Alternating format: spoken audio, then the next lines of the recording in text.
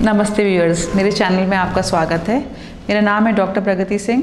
मैं डेंटिस्ट हूँ by profession और एस्ट्रोलॉजर भी हूँ, tarot card reader, NLP life coach, pranic healer और author of the book answers from the divine.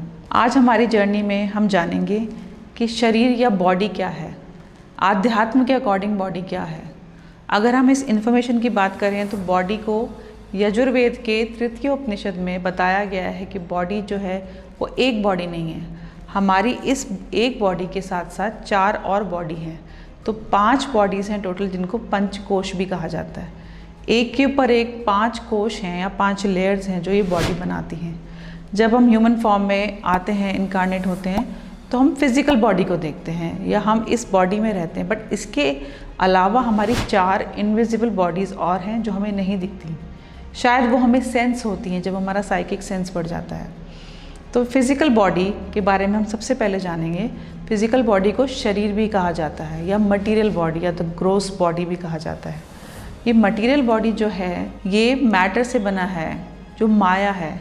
अगर हम अपने अराउंड देखें तो सब कुछ जो है 5 तत्वों से बना है शास्त्रों के अकॉर्डिंग।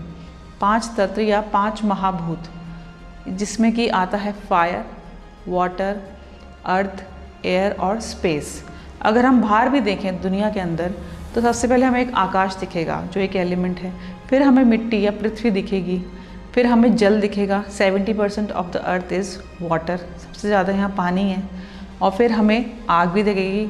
आग खुद भी जलती है या हम भी अपने ज़रूरत के अनुसार आग को जलाते हैं। और एक एलिमेंट है हवा, जिसे हम सांस लेते हैं। हवा हमारे अराउंड है, जो दिखती तो नहीं है, पर हम सबको पता है कि जीवित रहने के लिए हमें हवा की आवश्यकता है। तो ये 5 महाभूत, ये 5 तत्व हमें हर जगह दिखते हैं। जिस प्रकार ये दुनिया इन महाभूतों से बनी है, उसी प्रकार हमारा शरीर भी इन्हीं 5 तत्वों से बना है।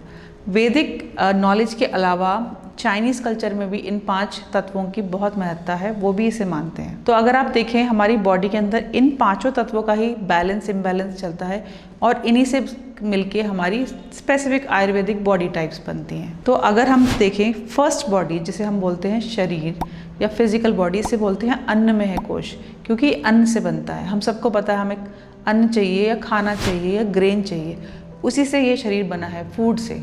तो ये शरीर हमें जो दिखता है ये हमारे जीवित रहने तक यहाँ रहता है। जब हम यहाँ से चले जाते हैं तो ये शरीर वापस यहीं रह जाता है और 5 तत्वों में वापस विलय हो जाता है।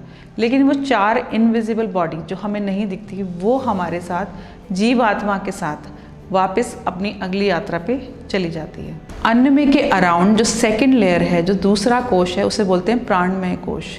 वो एनर्जी बॉडी भी है। प्राणमय कोश एनर्जी के फॉर्म में हमारी फिजिकल बॉडी के अराउंड रहती है। आजकल इसे देखा भी जाता है, स्पेशल फोटोग्राफीज आ गई हैं, कर्लियन फोटोग्राफी जैसे, उसमें इसे ऑरा के फॉर्म में देखा जाता है, या कलर्ड लाइट्स बॉडी के अराउंड उसके फॉर्म में देखा जाता है। इसको हम प्राणा भी बोलते हैं, ये हम डिटेल में आगे पढ़ेंगे। उसके बाद तीसरा है मनोमय कोश, जिसे हम माइंड भी बोलते हैं। मनोमय यानी हमारा मन, जहाँ हमारे थॉट्स आते हैं, जहाँ हमारे इमोशंस होते हैं, वो सब हमारे इस थर्ड कोश में ही होते हैं। हम सोचते हैं कि थॉट्स है कहाँ, हमारे पास तो ब्रेन है लेकिन थॉट्स कहाँ हैं, थॉट्स हमें दिखते नहीं हैं।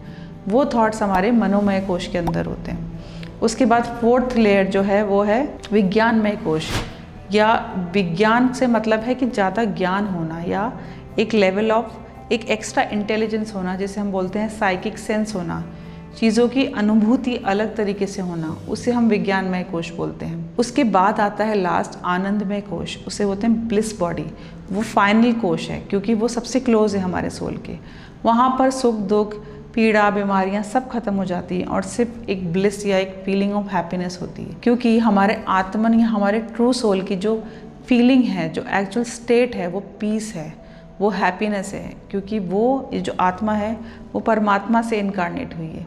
ये सब सुख दुख, सक्सेस, मनी, पैसा तो सिर्फ आउटर बॉडी या फर्स्ट बॉडी या शरीर के लिए ही है। बाकी सब बॉडीज़ जैसे जैसे हम आगे प्रोग्रेस करते जाते हैं, हम अपने आत्मन के पास चले जाते हैं और ये सारी पीड़ाएं कम होनी शुरू हो जाती हैं।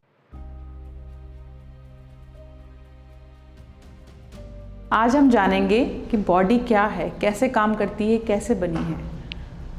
साइंटिफिकली अगर हम देखें तो अगर हमें बॉडी के बारे में या लाइफ के बारे में जानना है तो हम बायोलॉजी पढ़ते हैं, क्योंकि बायो का मतलब होता है लाइफ। तो जब हम बायोलॉजी पढ़ते हैं हम सारे जीव जंतुओं के बारे में जानते हैं। हम स्पेशली जब ह्यूमन बॉडी पढ़ते हैं तो फिर हम और एनाटमी और फिजियोलॉजी ऐसे डिटेल सब्जेक्ट्स में जाते हैं। एनाटमी में हम पढ़ते हैं कौन कौन से ऑर्गन्स हैं, कैसे बने हैं, और फिजियोलॉजी में हम ये देखते हैं वो कैसे काम करते हैं।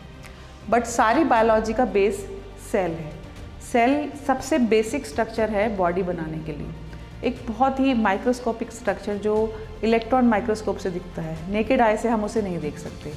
या आप कहिए जैसे कि एक इमारत बनती है तो छोटी छोटी हम ईंटें लगाते हैं, जब ईंटें लगाते हैं तब जाके वो पूरी इमारत बनती है, जैसे कि बॉडी बनती है। अब ईंटें इतनी ज़्यादा होती हैं, वैसे ही बॉडी के अंदर मिलियंस बिलियंस या ट्रिलियंस सेल होते हैं, वो बॉडी बनाते हैं। ये सारे सेल्स जुड़े होते हैं इंटरसेलुलर सब्सटेंसेस से, जैसे कि सीमेंट से बिल्डिंग में ब्रिक्स जुड़े हुए होते हैं। ऐसे ही करके सेल्स जब कंबाइन करते हैं तो टिश्यू बनाते हैं। टिश्यू मतलब सेम टाइप्स ऑफ सेल, क्योंकि उन्हें एक जैसा काम करना है। हमारी बॉडी में सेल्स भी कई तरीके के होते हैं, जैसे ब्रेन के सेल्स अलग होंगे, न्यूरॉन होंगे, ब्लड में सेल्स अलग होंगे, आरबीसी, डब्ल्यूबीसी, हर ऑर्गन के अलग सेल होंगे। जब वो कंबाइन करते हैं तो वो टिश्यू बनाते हैं। सेम टाइप ऑफ टिश्यूज़ जब होते हैं तब वो कंबाइन करते हैं और ऑर्गन्स बनाते हैं, और ऑर्गन्स जब सेम टाइप का काम करते हैं तो वो सिस्टम्स बनाते हैं। तो हमारी बॉडी में कई तरीके के सिस्टम्स हैं जो एक साथ काम करते हैं, हारमोनियसली काम करते हैं टुगेदर, ताकि हमारी बॉडी अच्छे से फंक्शन करे, बैलेंस में रहे। उसे होम्योस्टेसिस बोलते हैं, जो हम आगे पढ़ेंगे। तो बॉडी में कई तरह के सिस्टम्स हैं, जैसे कि आप पहला देखिए सर्कुलेटरी सिस्टम। सर्कुलेटरी सिस्टम में मेनली हार्ट होता है। हार्ट ब्लड पंप करता है पूरी बॉडी में। तो ब्लड जाता कैसे है? कैपिलरीज, आर्टरीज, वेन्स, बहुत सारे स्ट्रक्चर्स हैं जो ब्लड को कैरी करते हैं। हार्ट ब्लड को पंप करता है और ब्लड फिर बाकी पार्ट्स में जाता है, वो सब मिला के बनाते हैं सर्कुलेटरी सिस्टम। फिर रेस्पिरेटरी सिस्टम आता है, जिसमें लंग्स आते हैं, नेज़ल कैविटी आती है, ट्रैकिया आता है। हम ब्रीथ करते हैं, रेस्पिरेशन करते हैं, ऑक्सीजन लेते हैं, कार्बन डाइऑक्साइड रिलीज़ करते हैं। तो ऑक्सीजन इनहेल करते हैं, ऑक्सीजन अंदर जाती है, ट्रैकिया में जाती है, लंग्स में जाती है, वहाँ गैसेस का एक्सचेंज होता है ब्लड से, और फिर हम कार्बन डाइऑक्साइड को रिलीज़ कर देते हैं। तो वो सिस्टम हमारा रेस्पिरेटरी सिस्टम कहलाता है। फिर आता है स्केलेटल सिस्टम। स्केलेटल सिस्टम में हमारे बॉडी का फ्रेमवर्क होता है, जिसे हम बोन्स बोलते हैं। लिगामेंट्स, कार्टिलेज जो बोन्स को जोड़ते हैं, बोन को मसल से जोड़ते हैं, वो सब एक साथ मिलके स्केलेटल सिस्टम बनाते हैं। बिना स्केलेटन के या बिना बोन के हमारी बॉडी तो बिल्कुल फ्लेक्सिबल हो जाएगी, बिल्कुल गिर जाएगी। बॉडी को फ्रेम प्रोवाइड करना उसका काम। फिर आता है muscular system. Different type of muscles हैं बॉडी में अराउंड द बोन, उससे हम सारे फंक्शंस करते हैं। मसल्स वॉलेंट्री होती हैं, इनवॉलेंट्री होती हैं और कार्डियक होती हैं। वॉलेंट्री जो हमारे कंट्रोल में होती हैं, जिन्हें हम खुद से कंट्रोल करते हैं, लेकिन हमारी बॉडी के अंदर भी बहुत सी मसल्स हैं जो हमारे कंट्रोल में नहीं है, जैसे कि स्टमक की मसल, वो हमारे कंट्रोल में नहीं है। और फिर थर्ड है कार्डियक मसल, जो बहुत इंपॉर्टेंट मसल है, वो सिर्फ हार्ट में होती है, जो अपने अलग तरीके से फंक्शन करती है। फिर आता है लिम्फेटिक सिस्टम। लिम्फेटिक सिस्टम भी ब्लड सर्कुलेशन जैसा ही एक अलग सिस्टम है, जहाँ लिम्फ होता है या वाइट ट्रांसपेरेंट फ्लूइड होता है। वो कहाँ पर पाया जाता है? ज़्यादातर स्प्लीन में, लिम्फ नोड्स में या थाइमस ग्लैंड में। ये लिम्फेटिक सिस्टम रात को फंक्शन करता है जब हम रेस्ट करते हैं। ये हमारी इम्यूनिटी के लिए होता है, ये हमारे बॉडी से टॉक्सिन्स को रिलीज़ करता है। फिर डाइजेस्टिव सिस्टम आता है। आप सबको पता है कि हम खाना खाते हैं, वो डाइजेस्ट होता है और हमें एनर्जी मिलती है। तो जितने भी ऑर्गन्स इसके साथ इन्वॉल्व हैं, माउथ है, oesophagus, stomach, small intestine, large intestine, pancreas and even liver, सब कुछ डाइजेस्टिव सिस्टम में ही आता है। फिर नर्वस सिस्टम आता है, जो मास्टर ग्लैंड है बॉडी का, ब्रेन, वो जो रेगुलेट करता है, उसके साथ जो कोऑर्डिनेटेड ऑर्गन्स होते हैं वो टुगेदर बनाते हैं nervous system. Brain, spinal cord, spinal nerves, cranial nerve, जितनी भी नर्व्स हैं, फाइन नर्व एंडिंग्स है जो बॉडी में सब जगह जाती हैं, सब मिलके नर्वस सिस्टम बनाते हैं। उसके बाद एक्सक्रीटरी सिस्टम, जब हम चीज़ें खाना खाते हैं, हमने एनर्जी भी ले ली, तो जो वेस्ट बचा, जो टॉक्सिन है, जो हमारी बॉडी के लिए अब काम के नहीं है, वो सब रिलीज़ करने के लिए अब हमें एक्सक्रीटरी सिस्टम की ज़रूरत है। नॉर्मली वो काम किडनी करती है, क्योंकि किडनी सारा वेस्ट और टॉक्सिन्स रिलीज़ करती है बॉडी से। उसके साथ यूरिनरी ब्लैडर, यूरेटर, सब यूरिन के थ्रू हम एक्सक्रीट करते हैं अपनी बॉडी का वेस्ट। फिर रिप्रोडक्टिव सिस्टम आ गया, जनरेशन को आगे बढ़ाना, प्रोजेनी के लिए भी हमें स्पेशल ग्लैंड्स मिले हुए हैं। फीमेल्स में ओवरी, यूट्रस, मेल्स में टेस्टिस, ये आगे की प्रोजेनी के लिए या ऑफस्प्रिंग्स बनाने के लिए काम आते हैं। फिर integumentary system, around the framework skeletal और मस्कुलर के अराउंड जो आउटसाइड जो हमें प्रोटेक्टिव लेयर बनाता है वो हमारा इंटेग्यूमेंट्री सिस्टम होता है। उसमें हमारी स्किन है क्योंकि वो बैरियर बनाती है बाहर से। स्किन के अलावा हेयर है, नेल्स है, ये सब इंटेग्यूमेंट्री सिस्टम में आता है। इनफैक्ट स्वेट ग्लैंड्स भी इसमें आते हैं। फिर लास्ट है एंडोक्राइन सिस्टम, वो बहुत इंपॉर्टेंट सिस्टम है। उसमें सारे एंडोक्राइन ग्लैंड्स आते हैं जो स्पेशल केमिकल सीक्रेट करते हैं जिसे हम हार्मोन्स कहते हैं। बिना उस केमिकल सीक्रेशन के हमारी बॉडी में कोई भी फंक्शन नहीं हो सकता। ये सारे केमिकल्स जब रिलीज़ होते हैं तब हमारी बॉडी अपने आप एडजस्ट करती है और बैलेंस में रहती है और हेल्दी रहती है। ये हम आगे और डिटेल में पढ़ेंगे। तो यहाँ तक हमने जाना कि बॉडी कैसे काम करती है और बॉडी में क्या क्या इंपॉर्टेंट फंक्शंस होते हैं। तो आज आपने जाना साइंटिफिकली और स्पिरिचुअली कि बॉडी कैसे बनती है, कैसे काम करती है।